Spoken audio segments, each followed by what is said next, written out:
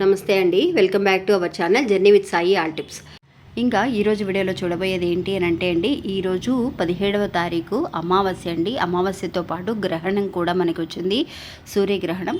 అంతేకాకుండా అమావాస్య అనేది మనకి 16వ తారీఖు సాయంత్రం నుంచి, అంటే నిన్నటి సాయంత్రం నుంచి 5:30 గంటల నుంచి మనకి ఈ రోజు వరకు కూడా, సాయంత్రం వరకు కూడా ఈ అమావాస్య గడియలు అనేవి ఉన్నాయండి. అంతేకాకుండా గ్రహణం కూడా ఉందండి. సూర్యగ్రహణం అసలు మనకి ఇండియాలో ఆ ప్రభావం అనేది ఉంటుందా లేదా, అలా ఉంటే కనుక మనం ఏం చేయాలి, లేదంటే కనుక ఇంటి ముందు కనుక ఈరోజు అమావాస్య కాబట్టి ఒక శక్తివంతమైన ఒక వస్తువు అనేది కనుక మీ ఇంటి ముందు పెట్టగలిగితే ఎలాంటి దోషాలు అనేది ఉండవండి.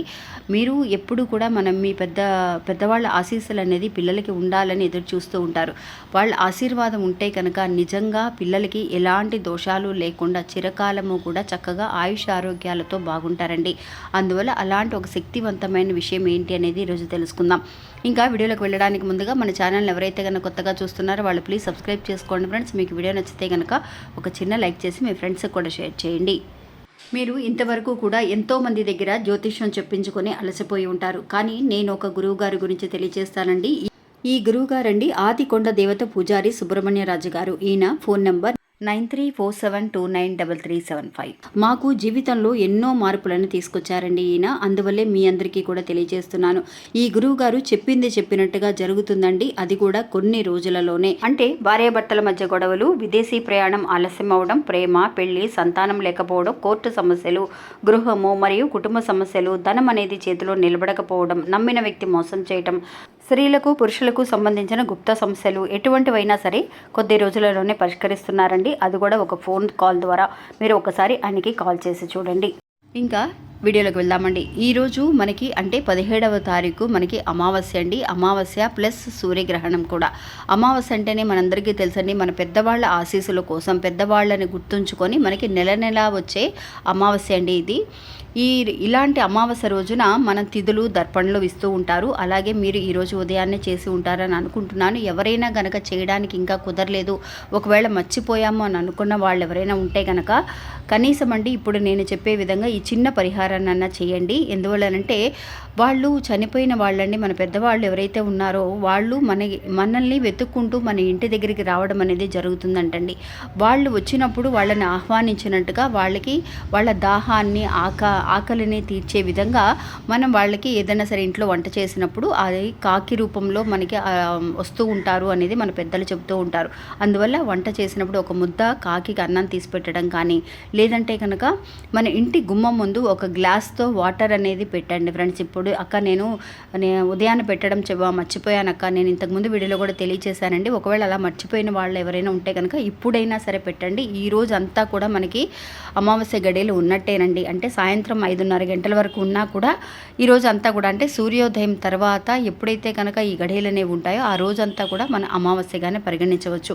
అంతేకాకుండా గ్రహణం కూడా ఉందండి ఈ రోజున మనకి, సూర్యగ్రహణం. ఈ గ్రహణ ప్రభావం అనేది మామూలుగా అండి మనకి ఇండియాలో ఆ సూర్యగ్రహణం ప్రభావం అనేది అస్సలు ఏమీ లేదండి.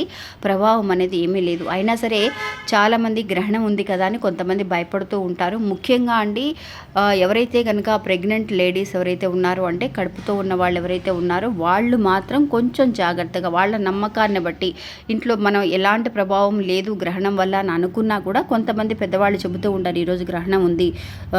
అంతకు ముందుగానే అంటే గ్రహణ సమయం అనేది కూడా మీకు తెలియజేస్తానండి. గ్రహణ సమయం అనేది ఈరోజు 17వ తారీఖు మనకి మధ్యాహ్నం 3:26 నుంచి మనకి రాత్రి 7:58 వరకు ఈ గ్రహణం అనేది ఉందండి. అందువల్ల అలాంటి సమయానికి ముందుగానే, అంటే మధ్యాహ్నం 3:30 గంటలకు ముందుగానే, అంటే మధ్యాహ్నం 1:30-2 కల్లా భోజనం చేసేసేయండి. చేసేసిన తర్వాత ఎవరు కూడా కడుపుతో ఉన్న వాళ్ళు ఏం చేస్తారు అంటే భోజనం అంతా అయిపోయిన తర్వాత చక్కగా రెస్ట్ తీసుకోవడం కానీ, ఈరోజు కొంతమంది ఏం చేస్తారంటే ఖాళీగానే కూర్చున్నాం కదా, మనం అసలు కదలకూడదని మన పెద్దవాళ్ళు చెబుతూ ఉంటారు. అలాంటి సమయంలో ఒక చిన్న సూది లాంటి విషయాలు ఏదైనా సరే ఒక చిన్న క్లాత్ తీసుకొని కుట్టడం కానీ, చిన్న చిన్న పిల్లలకి పుట్టబోయే పిల్లలకి స్వెటర్లు అవి కుడుతూ మనం టైంపాస్ చేస్తూ ఉంటారండి కొంతమంది. అలాంటివి కూడా మనం అసలు ఈరోజు చేయకుండా ఉంటే మంచిది. కడుపుతో ఉన్నవాళ్ళు, మీకు నమ్మకం ఉంది మన పెద్దవాళ్ళు చెబుతున్నారు అని అనుకున్న వాళ్ళు కొంచెం ఈ పద్ధతిని కూడా ఫాలో అవ్వండి. ఇంకా మనం చెప్పబోయే ఈ పరిహారం ఏంటి అని అంటే అండి, ఈరోజు మనకి ఒకవేళ గ్రహణ ప్రభావం ఉండి ఎలాంటి దోషము లేకపోయినా సరే మన ఇంటి ముందు ఈరోజు అమావాస్య కూడా కలిసి వచ్చింది కాబట్టి మన గ్లాస్తో వాటర్ని ఎలా అయితే పెట్టమని చెప్పామో వాటితో పాటు గ్లాస్ వాటర్తో పాటు గుమ్మం ముందండి మన సింహద్వారం ఏదైతే ఉందో మన గడప దాటి బయటికి వెళుతూ ఉంటాం వస్తూ ఉంటాం కాబట్టి ఆ గడపకి కుడివైపు కానీ ఎడమవైపు కానీ రెండు వైపులా కూడా చిన్న చిన్న గ్లాస్తో వాటర్ని పెట్టుకోండి, మంచినీళ్ళు పెట్టండి.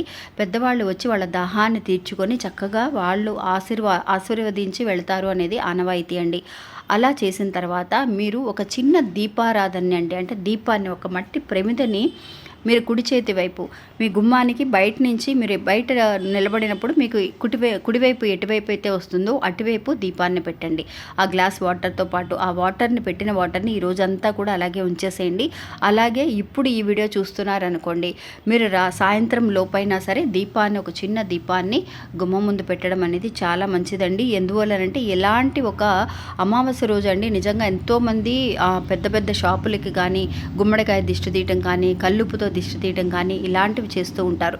మీరు ఈరోజు మీ పిల్లలు ఎవరైనా ఇంట్లో ఉంటే కనుక వాళ్ళ కల్లుపుతో దిష్టి అనేది కూడా తీసేయండి, చాలా మంచిది. అలాంటిది మనకి ఇంట్లో ఎలాంటి నెగిటివ్ ఎనర్జీ కూడా రాకుండా ఉండాలి. అమావాస్య ప్లస్ గ్రహణం కూడా కాబట్టి ఇంటి ముందు మనకి ఈ గ్లాస్ వాటర్ని పెట్టడం కానీ దీపారాధన చేసి ఒక ప్రమిదతో దీపాన్ని వెలిగించడం కానీ చాలా మంచిదండి. పిల్లలకి కానీ ఇంట్లో ఉన్న వాళ్ళకి కానీ అనుకున్న విషయాలు అనుకున్న సమయానికి జరుగుతూ ఉంటాయి.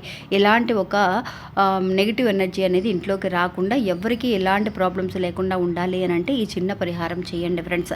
ఇంకా ఆ తర్వాత ఆ వాటర్ని మీరు ఈరోజంతా ఉంచేసి తెల్లవారుజామున ఏ చెట్లలో అయినా సరే ఆ వాటర్ని గుమ్మం ముందు పెట్టాం కదా ఆ వాటర్ని తీసి చెట్లలో పారపోసేసేయండి.